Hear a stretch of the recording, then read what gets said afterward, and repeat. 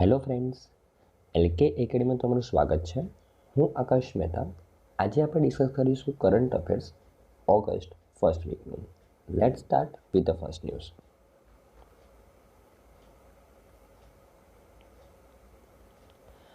આપણી પહેલી ન્યૂઝ છે કે હમણાં રિસન્ટલી સીડેક અને આર્મ બે સંસ્થાઓએ ડિઝાઇન લિંક ઇન્સેન્ટિવ સ્કીમ હેઠળ સેમિકન્ડક્ટર્સ સપોર્ટને વિસ્તારવા માટે સહયોગ કરે છે. એના વિશે વાત કરીએ તો centre for development of advance computing CDAC અને યુકે બેઝડ એક કંપની છે આર્મ. કંપનીનું નામ શું છે? આર્મ.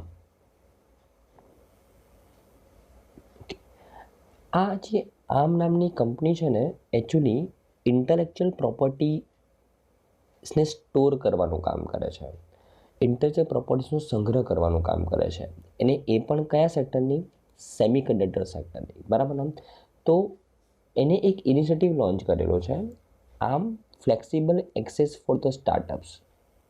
તો આ કંપનીના આ ઇનિશિયેટિવના અંડરમાં આ કંપની જે પણ સ્ટાર્ટઅપ્સ એ સેમિકન્ડક્ટર સેક્ટરમાં એલિજિબલ સ્ટાર્ટઅપ્સને intellectual properties without any licence fee આપે છે. ન્યૂઝમાં ખબર પડી હશે, હેડલાઇન શું છે કે હમણાં recently centre for development of advance computing, જે ભારતની સંસ્થા છે, ministry of electronics and information technology અંડરમાં કામ કરે છે. આ સંસ્થાએ યુકેની એક સંસ્થા આર્મ સાથે પાર્ટનરશિપ કરી. કેમ? કારણ કે આ આર્મ નામની કંપની છે ને યુકેની, એ ઇન્ટેલેક્ચુઅલ પ્રોપર્ટીઝનો સંગ્રહ કરે છે સેમિકન્ડક્ટર સેક્ટર્સની. બરાબર ને? અને અત્યારે તેને એક પ્રોગ્રામ લોન્ચ કરેલો છે, Arm flexible access for the startups. અને આ પ્રોગ્રામ અંડરમાં આ કંપની એ એલિજિબલ સ્ટાર્ટઅપ્સને without any licence fee intellectual પ્રોપર્ટીઝનો એક્સેસ આપે છે. સિમ્પલ. તો સીડેકના અંડરમાં, સીડેક જે ભારતીય કંપની છે, સરકારી કંપની છે, એના અંડરમાં જે પણ સ્ટાર્ટઅપ્સ ગ્રો કરી રહી છે સેમિકન્ડક્ટર સેક્ટર્સની, તેમાંથી એલિજિબલ સ્ટાર્ટઅપ્સને આ આર્મ નામની કંપની ઇન્ટેલેક્ચુઅલ પ્રોપર્ટીઝ આપીને તેને ડેવલપ કરશે. કઈ સ્કીમના હેઠળમાં? તો ડિઝાઇન લિંક ઇન્સેન્ટિવ સ્કીમના હેઠળમાં. બરાબર ને? ઓકે. તો હવે આ ન્યૂઝને આપણે ડિટેલમાં જોઈએ.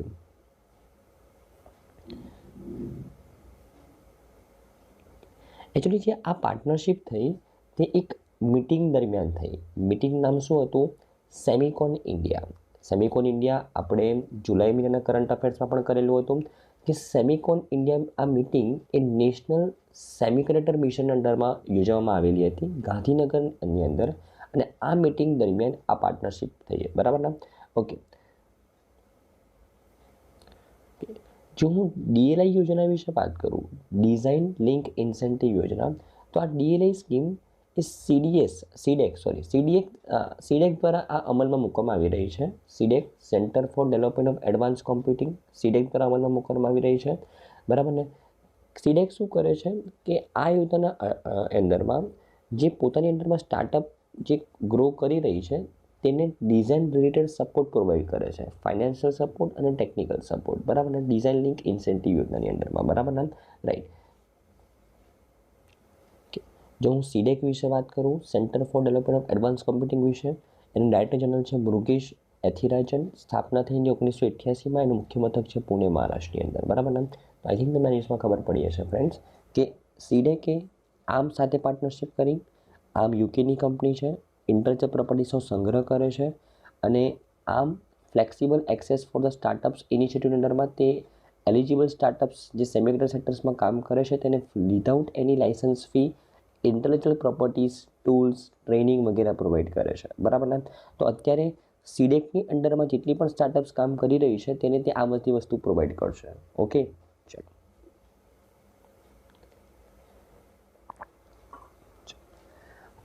આપણે નેક્સ્ટ જોઈશું ફ્રેન્ડ્સ કે હમણાં રિસેન્ટલી એક કોન્ફરન્સનું આયોજન કરવામાં આવેલું હતું, અખિલ ભારતીય શિક્ષા સમાગમ 2023. અને આ કોન્ફરન્સને હોસ્ટ કોના દ્વારા કરવામાં આવ્યું? તો શ્રી ધર્મેન્દ્ર પ્રધાન, જે આપણા મિનિસ્ટ્રી ઓફ એજ્યુકેશન છે તેના દ્વારા. તો આ કોન્ફરન્સ વિશે વાત કરીએ આપણે.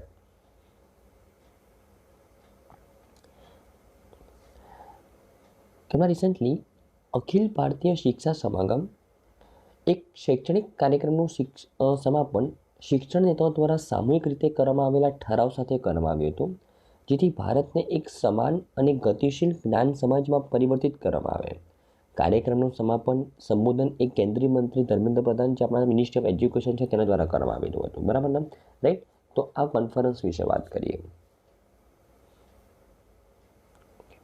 આ જે કોન્ફરન્સ છે અખિલ ભારતીય શિક્ષા સમાગમ, બરાબર ને, આ કોન્ફરન્સનું આયોજન મિનિસ્ટ્રી ઓફ એજ્યુકેશન અને મિનિસ્ટ્રી ઓફ સ્કિલ ડેવલપમેન્ટ અને એન્ટરપ્રિન્યોરશિપ દ્વારા સામૂહિક રીતે કરવામાં આવેલું હતું. બરાબર ને, અને આ ઇવેન્ટનું ઉદ્ઘાટન પીએમ મોદી દ્વારા કરવામાં આવેલું હતું. અને આ ઇવેન્ટ દરમિયાન પીએમ મોદીજીએ પીએમ શ્રી યોજના હેઠળ ભંડોળનો પહેલો હપ્તો પણ લોન્ચ કર્યો. બરાબર ને, હવે પીએમ શ્રી યોજના શું છે એના વિશે વાત કરીશું. અને આ ઉપરાંત 12 ભારતીય ભાષાઓમાં અનુવાદિત શિક્ષણ અને કૌશલ્ય અભ્યાસક્રમના પુસ્તકો પણ બહાર પાડ્યા. બરાબર ને, રાઈટ? તો આ કોન્ફરન્સની જસ્ટ હાઇલાઇટ છે. કોન્ફરન્સને ડિટેલમાં સમજીએ.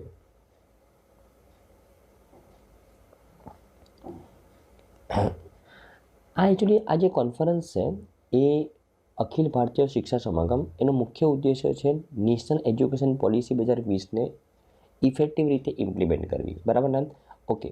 આ એનો મુખ્ય હેતુ છે. આ ઉપરાંત જે પીએમ મોદીજીએ આ ઇવેન્ટ દરમિયાન પીએમ શ્રી યોજના હેઠળ પહેલો જે હપ્તો લોન્ચ કરેલો છે, બરાબર ને, એના વિશે વાત કરીએ. તો સૌથી પહેલાં તો પીએમ શ્રી યોજના શું છે? તો પીએમ શ્રી યોજના હેઠળ કેન્દ્ર સરકાર, રાજ્ય સરકાર, યુનિયન ટેરિટરી સરકાર અથવા સ્થાનિક સંસ્થાઓ દ્વારા જેટલી પણ સ્કૂલ્સ ચલાવવામાં આવી રહી છે, એમાંથી 14,500થી વધુ શાળાઓનું રીડેવલપમેન્ટ કરવાનું છે પીએમ શ્રી યોજના હેઠળ. એનું ફૂલ ફોર્મ જ છે પ્રધાનમંત્રી સ્કૂલ્સ ફોર રાઇઝિંગ ઇન્ડિયા. બરાબર ને? તો પીએમ શ્રી યોજના હેઠળ 14,500થી વધુ શાળાઓનું રીડેવલપમેન્ટ કરવાનું છે અને નેશનલ એજ્યુકેશન પોલિસીને અનુકૂળ બનાવવાની છે, રાઈટ? તો આમાંથી 6207 શાળાઓ માટે ટોટલ 630 કરોડ રૂપિયાનો પહેલો ઇન્સ્ટોલમેન્ટ પીએમ મોદીજી દ્વારા આ ઇવેન્ટ દરમિયાન લોન્ચ કરવામાં આવ્યો. ઓકે, ચલો.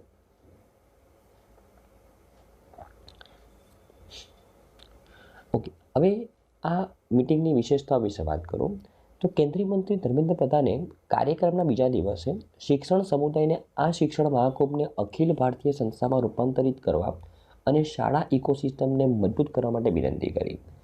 આ કાર્યક્રમમાં શિક્ષકોને ટ્રેનિંગ પ્રોવાઈડ કરવા માટે ટોટલ 300 સેન્ટર ઓફ એક્સલન્સ બનાવવામાં આવશે, તેની જાહેરાત કરવામાં આવી. આ 300માંથી 100 એ સ્કૂલ એજ્યુકેશન પર ફોકસ કરશે, 300માંથી બીજી 100 એ હાયર એજ્યુકેશન પર ફોકસ કરશે અને ત્રીજા 100 એ સ્કિલ ડેવલપમેન્ટ પર ફોકસ કરશે. એમ કરીને ટોટલ 300 સેન્ટર ઓફ એક્સલન્સ બનાવવામાં આવશે, જેમાં ટીચિંગ કરનારને ટ્રેનિંગ પ્રોવાઈડ કરવામાં આવશે. બરાબર ને, રાઈટ? ઓકે.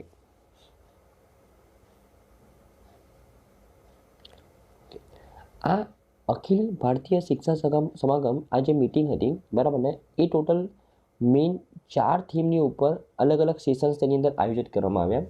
તો ગુણવત્તાયુક્ત શિક્ષણ અને શાસનની એક્સેસ, ઉચ્ચ શિક્ષણ પ્રોવાઈડ કરવું, સમાન અને સમાવેશી શિક્ષણ, સામાજિક આર્થિક રીતે વંચિત જૂથોના મુદ્દાઓ, National Institute for Ranking Framework, બરાબર, NIRFને ઇમ્પ્રૂવ કરવાનું છે, અને શિક્ષણનું આંતરરાષ્ટ્રીયકરણ. આટલી વસ્તુ પર ફોકસ કરવામાં આવેલું હતું અને અલગ અલગ સેશન્સનું આયોજન કરવામાં આવેલું હતું. બરાબર, આ મિટિંગ દરમિયાન. જે રીતે મેં તમને કીધું કે આ આખી મિટિંગનો મુખ્ય ઉદ્દેશ્ય હતો નેશનલ એજ્યુકેશન પોલિસીને ઇફેક્ટિવ રીતે ઇમ્પ્લિમેન્ટ કરવાનું. બરાબર ને, ઓકે.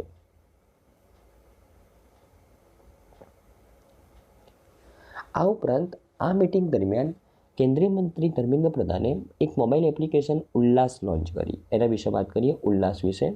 તો અખિલ ભારતીય શિક્ષા સમાગમ દરમિયાન કેન્દ્રીય મંત્રી ધર્મેન્દ્ર પ્રધાને એક લોગો સૂત્ર લોન્ચ કર્યું, જન જન સાક્ષર અને understanding life long learning for all in the society. આ ઉલ્લાસનું ફૂલ ફોર્મ છે. એક એપ્લિકેશન લોન્ચ કરી ઉલ્લાસ, એનું ફૂલ ફોર્મ શું છે? Understanding life long learning for all in the society. આ એક એપ્લિકેશન લોન્ચ કરવામાં આવી મિનિસ્ટર દ્વારા. તો આ એપ્લિકેશનનો મુખ્ય ઉદ્દેશ્ય શું છે એના વિશે વાત કરીએ.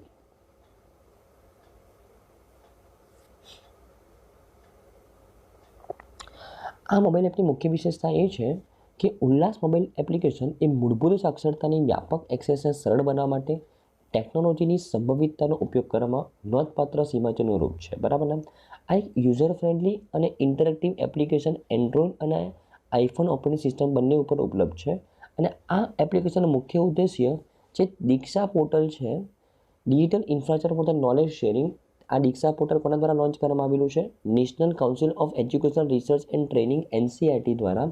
આ દીક્ષા પોર્ટલ ઉપરના જેટલા પણ રિસોર્સિસ છે, જેટલા પણ કન્ટેન્ટ છે, જેટલો પણ ઓનલાઈન કન્ટેન્ટ છે, તેનું એક્સેસ આ ઉલ્લાસ એપ્લિકેશન ઉપરથી સરળતાથી મેળવી શકાશે, બરાબર ને. ઓકે. આ ઉપરાંત કાર્યાત્મક સાક્ષરતા, વ્યવસાયિક કૌશલ્યો, નાણાકીય સાક્ષરતા, કાનૂની સાક્ષરતા, ડિજિટલ સાક્ષરતા અને ભારતના રાષ્ટ્ર નિર્માણમાં સામેલ થવા માટે નાગરિકોના સશક્તિકરણ જેવી ઘણી મહત્વપૂર્ણ જીવન કુશળતાઓને પ્રોત્સાહન આપવા પર આ ધ્યાન કેન્દ્રિત કરશે આ એપ્લિકેશન, બરાબર ને. રાઈટ. તે મુખ્યત્વે 15 અને તેથી વધુ વયના નાગરિકોને લક્ષ્ય બનાવે છે જેમણે ઔપચારિક શાળામાં હાજરી આપવાની તક ગુમાવી હતી. તે સ્વયંસેવક દ્વારા કાર્ય કરે છે. સ્વયંસેવકોને રાષ્ટ્ર નિર્માણ તરફ ફરજ અથવા કર્તવ્યબોધ તરીકે ભાગ લેવા માટે પ્રોત્સાહિત કરે છે. અને આ મોબાઈલ એપની મુખ્ય વિશેષતાઓ છે, બરાબર ને. રાઈટ. તો ઉલ્લાસ એપ્લિકેશન જે દીક્ષા પોર્ટલનું કન્ટેન્ટ છે એ સરળતાથી નાગરિકો સુધી પહોંચાડશે જે એજ્યુકેશન, અફોર્ડેબલ એજ્યુકેશન નથી લઈ શકતા તેવા લોકો માટે, બરાબર ને. રાઈટ. ઓકે.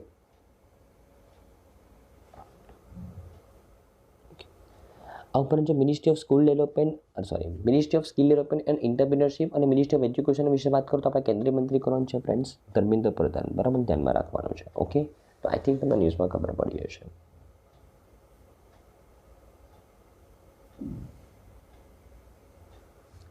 આપણે નેક્સ્ટ જોશે ફ્રેન્ડ્સ, ઇન્ડિયાનું હમણાં recently tiger population, tiger census connect કરવામાં આવ્યું નેશનલ ટાઈગર કન્ઝર્વેશન ઓથોરિટી દ્વારા. અને દેશમાં 3925 ટાઈગર છે તેવું એસ્ટિમેટ કરવામાં આવ્યું. દર વર્ષે 6.1% ગ્રોથ થાય છે ટાઈગરની પોપ્યુલેશનમાં, બરાબર ને. એવું આ રિપોર્ટમાં જાણવા મળ્યું, બરાબર ને. તો આ રિપોર્ટ વિશે વાત કરીએ.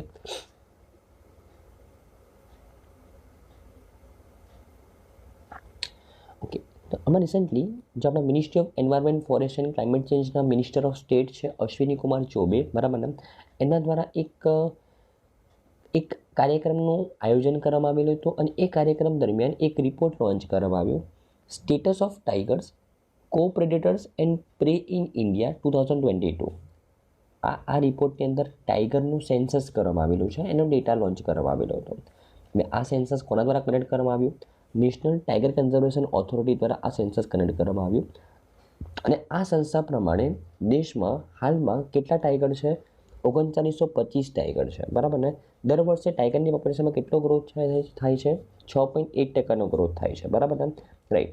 અને ભારતમાં હાલમાં વિશ્વની અંદર જેટલા પણ ટાઈગર્સ છે એના 75% ટાઈગર્સ એ ભારતની અંદર છે, બરાબર ને. એ ધ્યાનમાં રાખવાનું છે. ઓકે.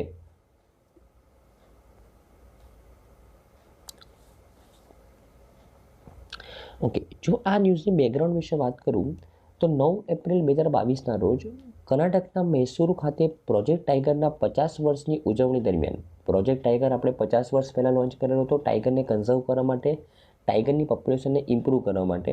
અને એની 50 વર્ષની ઉજવણી દરમિયાન વડાપ્રધાન મોદીએ એવું એનાઉન્સ કરેલું હતું કે કેમેરા ટ્રેપ્ડ વિસ્તારથી ટાઈગરની વસ્તી અંદાજિત કેટલી છે? 3167.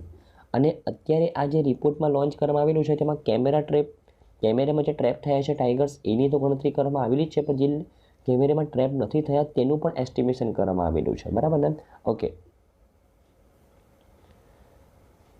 ઓકે. આ ઉપરાંત જો હું સ્ટેટિક ફેક્ટ્સની વાત કરું તો ભારતમાં અત્યારે જેટલા પણ ટાઈગર છે એમાંથી 3/4 કરતાં પણ વધારે એ સુરક્ષિત વિસ્તારોમાં છે.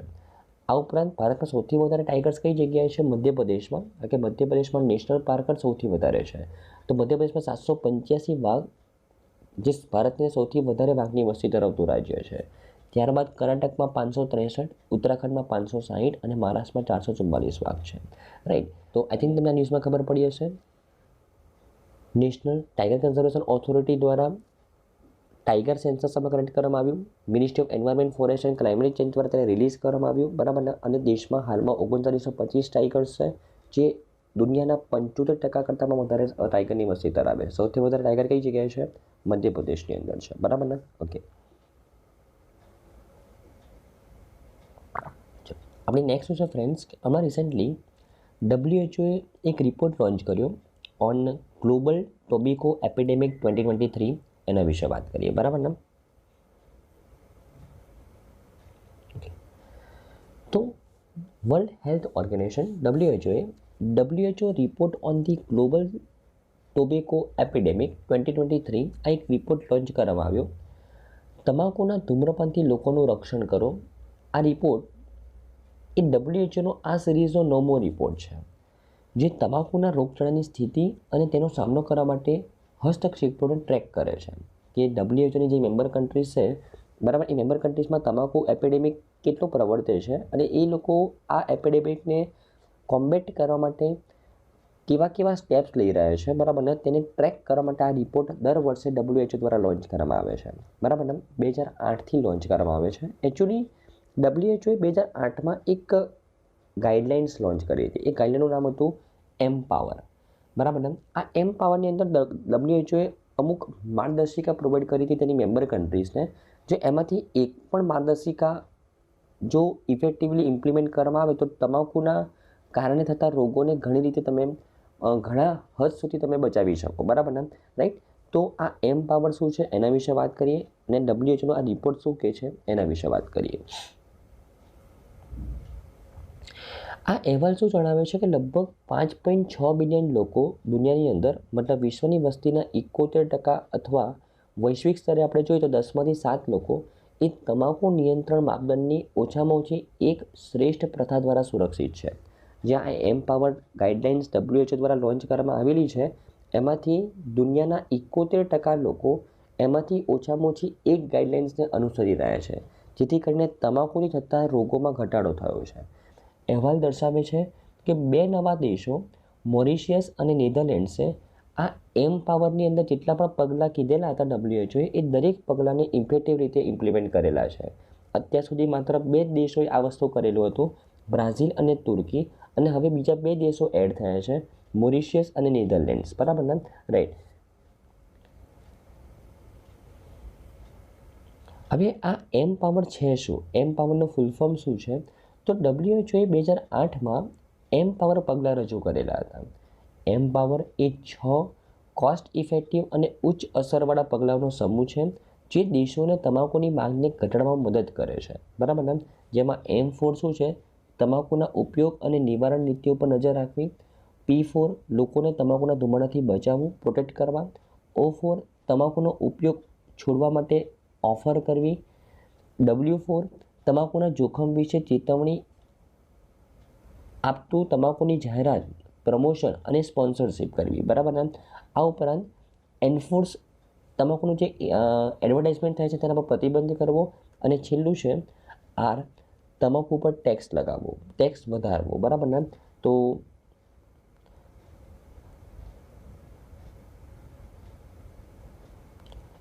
એમ્પાવરનો ફૂલ ફોર્મ, બરાબર ને. M4 શું છે? તમાકુનો ઉપયોગ અને નિવારણ નીતિઓ પર નજર રાખવાની, બરાબર, મોનિટરિંગ કરવાનું છે. P4 પ્રોટેક્શન, લોકોને તમાકુના ધુમાડાથી બચાવવાનું છે. O4 ઓફર કરવાનું છે કે તમાકુનો ઉપયોગ છોડવા માટે તમને અમે આ ઓફર આપીએ છીએ. W4 તમારે વોર્નિંગ આપવાની છે તમાકુના જોખમ વિશે. E4 એડવર્ટાઇઝમેન્ટ રોકવાની છે. અને R4 ટેક્સને રાઇઝ કરવાનો છે, તમાકુ પરનો ટેક્સ વધારવાનો છે, બરાબર ને. ઓકે, આ એમ્પાવર મેઝર્સ WHO દ્વારા લોન્ચ કરવામાં આવેલા હતા. જો એમાંથી એક પણ મેઝર કોઈ પણ દેશ ઇફેક્ટિવલી ઇમ્પ્લિમેન્ટ કરે તો તમાકુના થતા રોગચાળાથી તમે ઘણી હદે બચી શકો, બરાબર ને. ઓકે, જો આ અહેવાલની હાઇલાઇટ્સ વિશે હું વાત કરું તો વૈશ્વિક તમાકુ નિયંત્રણ કેટલા હદે આવેલું છે? તો 74 દેશોમાં 2.1 અબજ લોકો સંપૂર્ણ ધૂમ્રપાન મુક્ત ઇન્ડોર જાહેર સ્થળો, કાર્યસ્થળો અને જાહેર પરિવહન દ્વારા આવરી લેવામાં આવેલા છે. 74 દેશો, મતલબ WHOની જેટલી પણ મેમ્બર કન્ટ્રીઝ છે એના 40% કરતાં પણ વધારે દેશોમાં ટોટલ 2.1 અબજ લોકો હવે જે ઇન્ડોર સ્થળ છે તે ધૂમ્રપાન મુક્ત થઈ ગયા છે, બરાબર ને. એ પછી જાહેર સ્થળ પણ કેમ ના હોય, કાર્યસ્થળો પણ કેમ ના હોય, કે જાહેર પરિવહન સ્થળો પણ કેમ ના હોય, બરાબર ને, રાઈટ. વૈશ્વિક ધૂમ્રપાનનો વ્યાપ 2007માં જે 22.8% હતો તે ઘટીને 2021માં 17% થઈ ગયો છે, બરાબર ને. અને 151 દેશોએ એક અથવા વધુ WHO એમ્પાવર પગલાં અપનાવ્યા છે, જે 2007થી નોંધપાત્ર વધારો થયો છે, બરાબર ને? ઓકે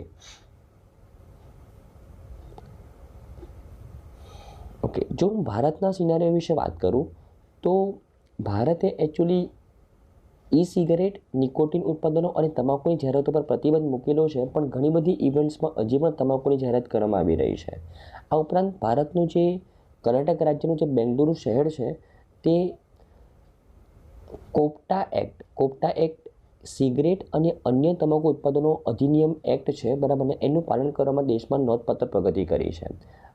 બેંગલુરુને જાહેર સ્થળોએ ધૂમ્રપાન ઘટાડવાના તેના પ્રયાસો માટે આંતરરાષ્ટ્રીય પુરસ્કાર પણ મળ્યો છે અને 2025 સુધીમાં તે 100% ધૂમ્રપાન મુક્ત બનવાનું તેનું લક્ષ્ય છે, બરાબર ને? રાઈટ. આ ઉપરાંત ભારત એક સમિતિનો પણ ભાગ છે, ટોબેકો એન્ફોર્સમેન્ટ એન્ડ રિપોર્ટિંગ મુવમેન્ટનો પણ ભાગ છે, જે ઓનલાઈન તમાકુ માર્કેટિંગને શોધવા માટે એક real time digital monitoring system છે, તે વાઇટલ સ્ટ્રેટેજી દ્વારા લોન્ચ કરવામાં આવેલી હતી, બરાબર ને? તો ભારતના આ પગલાંને કારણે ભારતમાં પણ તમાકુનું જે પ્રિવિલન્સ છે તે ઘણા હદે ઘટ્યું છે, બરાબર ને? જે ઘણી સારી બાબત છે. જો હું WHO વિશે વાત કરું, જેને આ રિપોર્ટ લોન્ચ કર્યો છે, એન્ડ ડાયરેક્ટર જનરલ છે ડૉક્ટર ટેડ્રોસ એધેનમ. એનું મથક છે જીનીવા, સ્વિટ્ઝરલેન્ડની અંદર, અને સ્થાપના ક્યારે થઈ? 1948ની અંદર, બરાબર ને? તો આઈ થિંક તમને ન્યૂઝમાં ખબર પડી હશે, ફ્રેન્ડ્સ.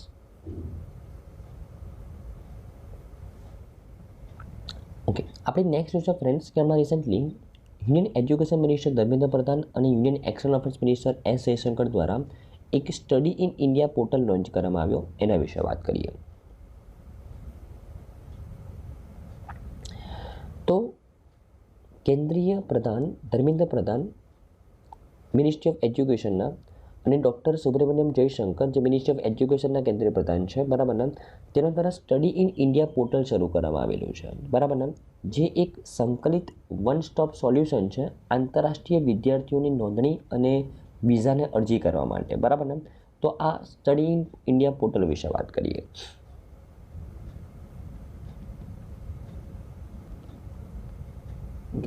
તો ભારતમાં અભ્યાસ કરવા માટે ઈચ્છતા આંતરરાષ્ટ્રીય વિદ્યાર્થીઓ માટે આ પોર્ટલ એ ભારતીય ઉચ્ચ શિક્ષણ સંસ્થાઓ વિશેની વ્યાપક માહિતી દ્વારા તેમની નોંધણી, વિઝા અરજી, મંજૂરી અને અભ્યાસક્રમ પસંદગી પ્રક્રિયાને સુવ્યવસ્થિત કરે છે, રાઈટ? કે જો કોઈ પણ ઇન્ટરનેશનલ સ્ટુડન્ટ હશે જેને ભારતમાં ભણવું હશે, તો તે આ પોર્ટલ ઉપરથી તે વિઝા માટે અપ્લાય કરી શકે, સ્ટુડન્ટ વિઝા માટે રજિસ્ટ્રેશન કરાવી શકે. આ ઉપરાંત જે હાયર એજ્યુકેશન ઇન્સ્ટિટ્યૂટમાં તે ભણવા માગતો હોય તેના વિશે માહિતી પણ લઈ શકે, રાઈટ?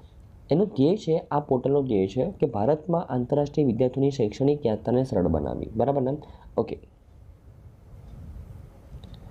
આ જે સ્ટડી ઇન્ડિયા પોર્ટલ છે એ સ્ટડી ઇન્ડિયા પ્રોગ્રામની અંડરમાં લોન્ચ કરવામાં આવેલું છે. સ્ટડી ઇન્ડિયા પ્રોગ્રામની વાત કરું તો 2018માં મિનિસ્ટ્રી ઓફ એજ્યુકેશનના નેજા હેઠળ શરૂ કરવામાં આવેલા કેન્દ્ર સરકારનો તે ફ્લેગશિપ પ્રોગ્રામ છે.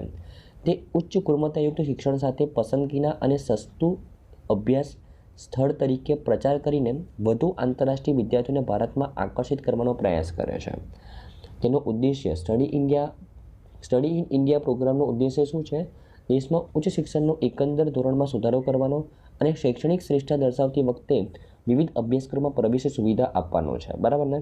અને આ સ્ટડી ઇન ઇન્ડિયા પ્રોગ્રામની અંદરમાં કેવી સંસ્થાઓ પાર્ટિસિપેટ કરી શકે?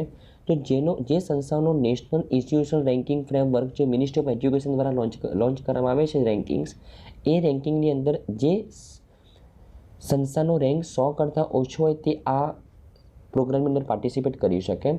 જે સંસ્થાને નેક દ્વારા, national assessment and accreditation council દ્વારા 3 કરતાં વધારે સ્કોર આપેલો હોય, બરાબર ને? તે સંસ્થા તેની અંદર પાર્ટિસિપેટ કરી શકે. અને જે સંસ્થા નેશનલી ઇમ્પોર્ટન્ટ હોય, લાઇક NIT, IITs, બરાબર ને, IIMs, તે સંસ્થા આની અંદર પાર્ટિસિપેટ કરી શકે, બરાબર ને? આ ઉપરાંત આ પોર્ટલ લોન્ચ કરતી વખતે મિનિસ્ટ્રી ઓફ એજ્યુકેશને એક બીજી પાર્ટનરશિપનું પણ અનાઉન્સમેન્ટ કરેલું હતું કે મિનિસ્ટ્રી ઓફ એજ્યુકેશને દીક્ષાનું જે પોર્ટલ છે, digital infrastructure portal knowledge sharing, એને વધારે આધુનિક બનાવવા માટે એક કંપની સાથે પાર્ટનરશિપ કરી છે, ઓરેકલ ક્લાઉડ ઇન્ફ્રાસ્ટ્રક્ચર સાથે પાર્ટનરશિપ કરી છે, બરાબર ને? જે દીક્ષાના પોર્ટલને વધારે ઇન્ટરેક્ટિવ બનાવશે, વધારે યુઝર ફ્રેન્ડલી બનાવશે, બરાબર ને? જસ્ટ એટલું ધ્યાનમાં રાખવાનું છે.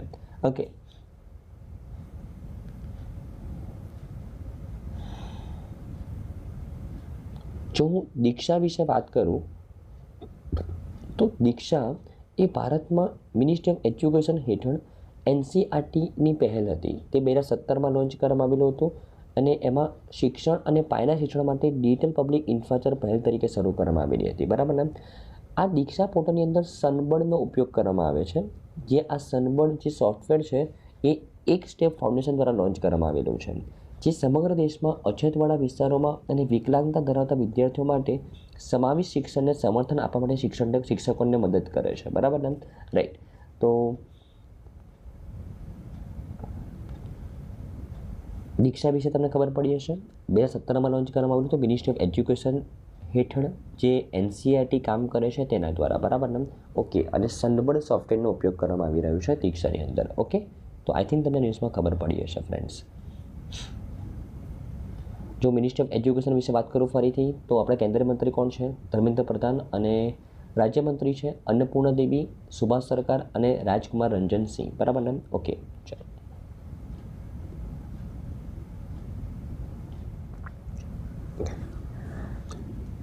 આપણે નેક્સ્ટ શું છે ફ્રેન્ડ્સ કે હમણાં recently Fortune global 500 list of 2023 આ એક રિપોર્ટ લોન્ચ કરવામાં આવ્યો ફોર્ચ્યુન દ્વારા. એના વિશે વાત કરીએ.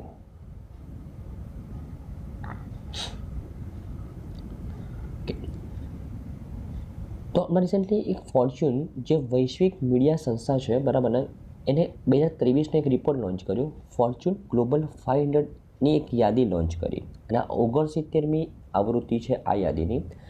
આ યાદીની અંદર નાણાકીય વર્ષ 2023ની અંદર ટર્નઓવરની દ્રષ્ટિએ દુનિયાની અંદર સૌથી 500 ટોપ કંપની કઈ છે એનું લિસ્ટ બનાવવામાં આવ્યું.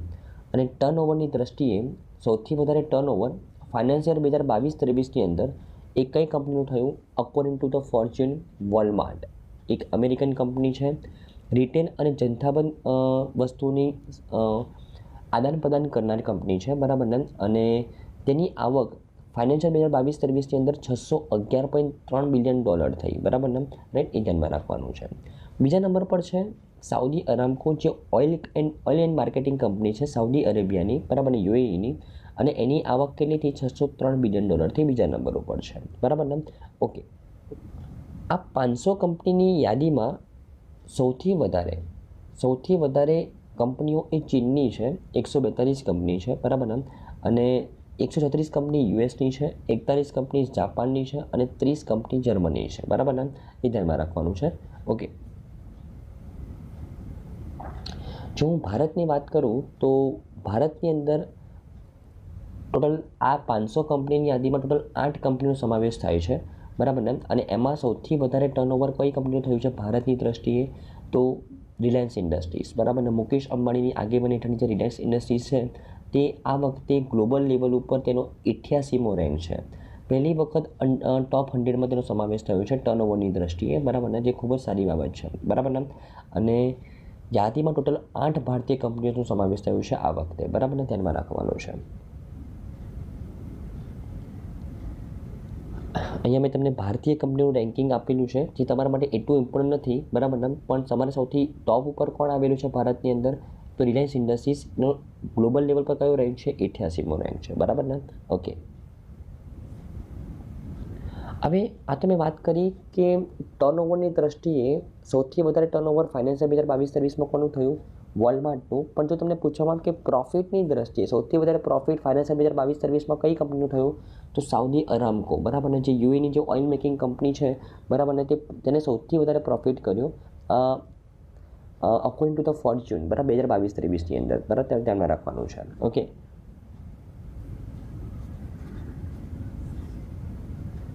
સાઉદી અરામકોએ ટોટલ ફાઇનાન્શિયલ 2022-23ની અંદર 161.1 બિલિયનનો ચોખ્ખો નફો નોંધાવેલો હતો. બરાબર ને?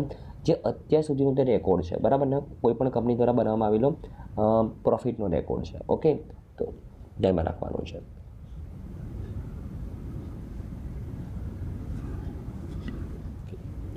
આપણે નેક્સ્ટ જોશો ફ્રેન્ડ્સ કે હમણાં રિસેન્ટલી ઇન્ડિયન મેટ્રોલોજીકલ ડિપાર્ટમેન્ટે એક હીટ ઇન્ડેક્સ લોન્ચ કર્યો છે. એના વિશે વાત કરીએ. બરાબર ને? તો ભારતનો જે હવામાન વિભાગ છે, ઇન્ડિયન મેટ્રોલોજીકલ ડિપાર્ટમેન્ટ, એ પ્રાયોગિક ધોરણે હીટ ઇન્ડેક્સ લોન્ચ કર્યો છે.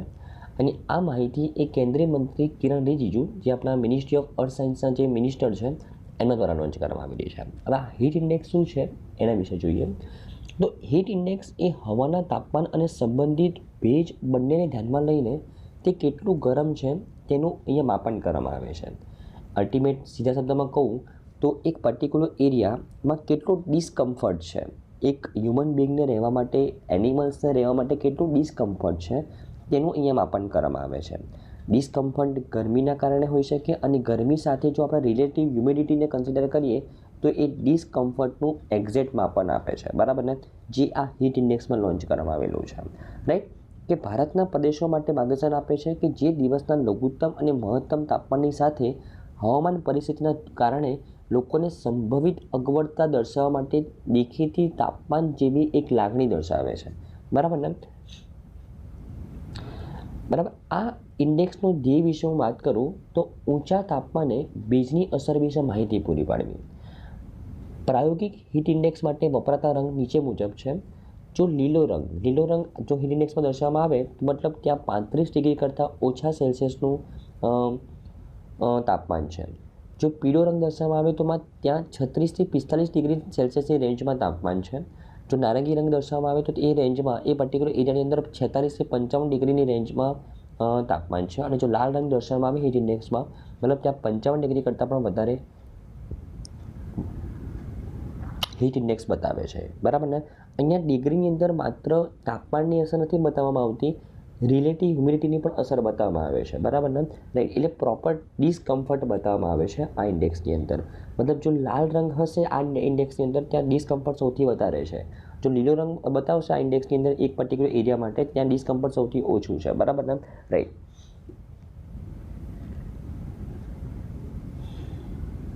ઓકે, અને આ જે હીટ ઇન્ડેક્સ જે IMD દ્વારા લોન્ચ કરવામાં આવેલું છે તે યુએસની અંદર already national oceanic and atmospheric administration દ્વારા આ લોન્ચ કરવામાં આવે છે, તેને જેવું જ છે આ તે, બરાબર ને.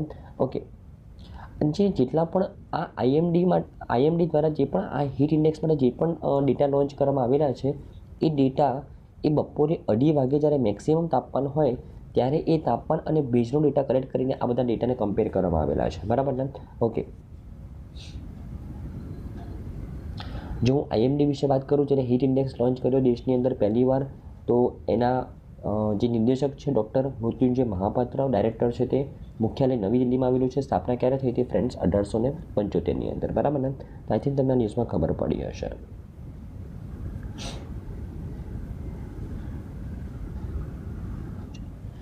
ઓકે, આપણી નેક્સ્ટ ન્યૂઝ છે ફ્રેન્ડ્સ કે હમણાં રિસેન્ટલી ઇન્ડિયાએ ઇન્ટ્રોડ્યુસ કર્યું Ayush visa category for the foreign nationals seeking traditional medicine treatment, બરાબર ને, એના વિશે વાત કરીએ. તો હમણાં recently ministry of home affairs, જે આપણા ગૃહ મંત્રાલય છે, કોણ છે ministry of home affairs? Amit Shah.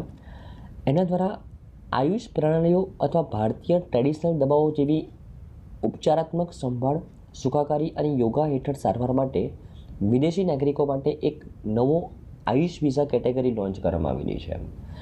અત્યાર સુધી જો કે ફોર એક્ઝામ્પલ કોઈ ફોરેન નેશનલ્સને, કોઈ વિદેશી નાગરિકને ભારતમાં કોઈ ટ્રીટમેન્ટ કરવા માટે આવવું હોય તો એને વિઝા મળતો હતો, મેડિકલ ટુરિઝમ વિઝા મળતો હતો, બરાબર ને. રાઈટ, એ ચેપ્ટર 11ની અંદર જો વાત કરું, ચેપ્ટર 11ની અંદર વિઝા મેન્યુઅલના ચેપ્ટર 11ની અંદર મેડિકલ ટુરિઝમ માટે વિઝા મળતો હતો. અને એની અંદર એક ચેપ્ટર એડ કરવામાં આવેલું છે, ચેપ્ટર 11A, જેમાં હવે કોઈ ફોર એક્ઝામ્પલ કોઈ નાગરિકને સ્પેશિયલી ભારતમાં ટ્રેડિશનલ મેડિસિન માટે સારવાર કરવા માટે આવવું હોય તો તેને આયુષ વિઝા મળશે. હવે આયુષ વિઝા, બરાબર ને. આયુર્વેદ, યોગા, નેચરોપેથી, યુનાની, સિદ્ધિ અને હોમિયોપેથી એ આયુષનું ફૂલ ફોર્મ છે, બરાબર ને. ટ્રેડિશનલ મેડિસિન ઉપર અગર કોઈ નાગરિકને વિદેશમાંથી ભારતમાં ટ્રીટમેન્ટ કરવા માટે આવવું હોય તો હવે તેને આયુષ વિઝા મળશે, તેવું મિનિસ્ટ્રી ઓફ હોમ અફેર્સ દ્વારા લોન્ચ કરવામાં આવેલું છે, બરાબર ને. ઓકે,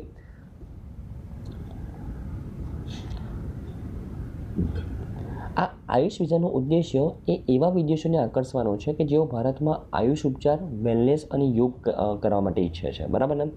આ વિઝાની રજૂઆત એપ્રિલ 2022માં ગુજરાતના ગાંધીનગરમાં global Ayush investment and innovation summit, જે ગેઇસ સમિટનું આયોજન કરવામાં આવેલું હતું ગાંધીનગરમાં, વડાપ્રધાન મોદીજી દ્વારા આ વિઝાની લોન્ચ કરવામાં આવેલું હતું.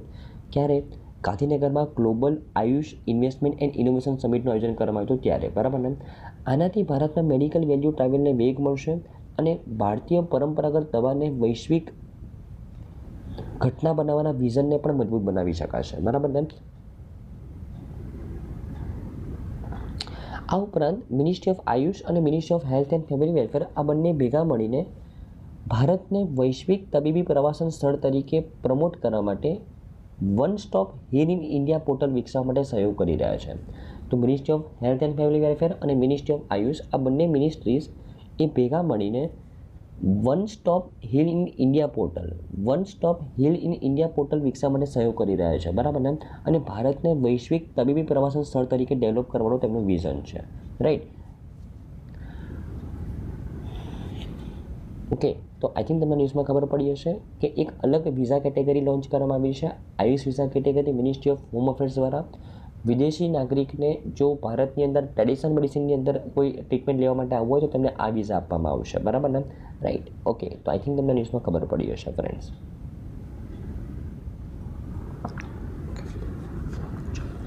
ઓકે, આપણી નેક્સ્ટ ન્યૂઝ છે ફ્રેન્ડ્સ કે આમાં રિસેન્ટલી ગવર્મેન્ટે એક ડેડલાઇન સેટ કરી છે જે એમએસએમઈ સેક્ટરની અંદર જે ફાર્મા કંપનીઝ કામ કરી રહી છે તેમના માટે, અને એ ડેડલાઇન વિશે વાત કરીએ.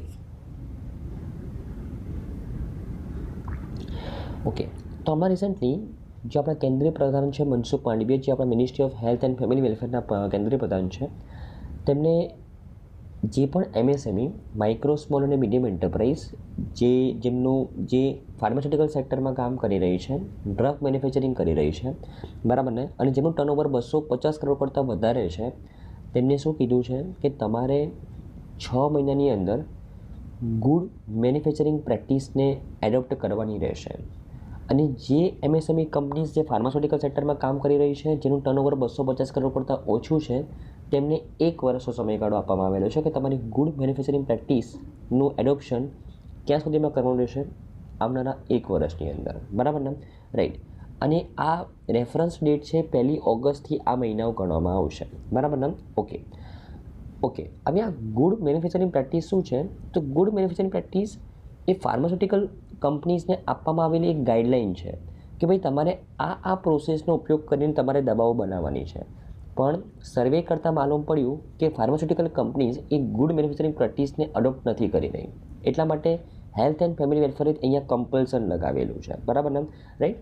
તો દવા અને સૌંદર્ય પ્રસાધનો અધિનિયમ 1940ના હેઠળ જે શેડ્યુલ એમ છે, આ શેડ્યુલ એમની અંદર ministry of health and family વેલફેરે ગુડ મેન્યુફેક્ચરિંગ પ્રેક્ટિસ લોન્ચ કરેલી છે, બરાબર ને, રાઈટ. અને એ ગુડ મેન્યુફેક્ચરિંગ પ્રેક્ટિસની અંદર આમાં રિસેન્ટ થોડા સમય પહેલાં એક અપડેશન પણ કરવામાં આવેલું હતું. અને એ અપડેશન કોના આધારિત કરવામાં આવેલું હતું કે WHO જે પણ પોતાની મેમ્બર કન્ટ્રીઝ માટે જે ગુડ મેન્યુફેક્ચરિંગ પ્રેક્ટિસ લોન્ચ કરેલી છે એ ગાઈડલાઇન્સને અનુલક્ષીને અપડેશન કરવામાં આવેલું હતું. તો હવે આ નવી અપડેટેડ ગુડ મેન્યુફેક્ચરિંગ પ્રેક્ટિસને એડોપ્ટ કરવા માટેનું ministry of health and family welfare દ્વારા કહેવામાં આવે છે એમએસએમઈઝ કંપનીઓને જે ફાર્માસ્યુટિકલ સેક્ટરમાં કામ કરી રહી છે, બરાબર ને. ઓકે, જો હું શેડ્યુલ એમ વિશે વાત કરું, જે ડ્રગ્સ એન્ડ કોસ્મેટિક એક્ટ 1940ની અંડરમાં શેડ્યુલ એમ છે, એ શેડ્યુલ એમ શું છે? તો તે જીએમપી ગુડ મેન્યુફેક્ચરિંગ પ્રેક્ટિસ અને ક્વોલિટી મેનેજમેન્ટ સિસ્ટમનું નિયમન કરે છે, જેના પછી ફાર્માસ્યુટિકલ મેન્યુફેક્ચરિંગ યુનિટ્સ પરિસર, પ્લાન્ટ અને સાધનો લગતી ચોક્કસ જરૂરિયાતો સહિત તે આની અંદર બધી જ ગાઈડલાઇન્સ પ્રોવાઈડ કરવામાં આવી છે કે એક ફાર્માસ્યુટિકલ કંપનીએ એક પર્ટિક્યુલર દવા બનાવવા માટે કઈ પ્રોસેસનો ઉપયોગ કરવો પડે, કેવા મશીન્સનો ઉપયોગ કરવો પડે, કેવી લોકોને ટ્રેનિંગ આપવી પડે, એ દરેક વસ્તુનું ઇન્ડિકેશન આ ગુડ મેન્યુફેક્ચરિંગ પ્રેક્ટિસની અંદર કરવામાં આવેલું છે, બરાબર ને. અને આ ગુડ મેન્યુફેક્ચરિંગ પ્રેક્ટિસ એ કયા એક્ટની અંડરમાં છે? તો ડ્રગ્સ એન્ડ કોસ્મેટિક એક્ટ 1940ની અંડરમાં શેડ્યુલ એમ બનાવવામાં આવેલું છે, તેના અંડરમાં છે, બરાબર ને. ઓકે,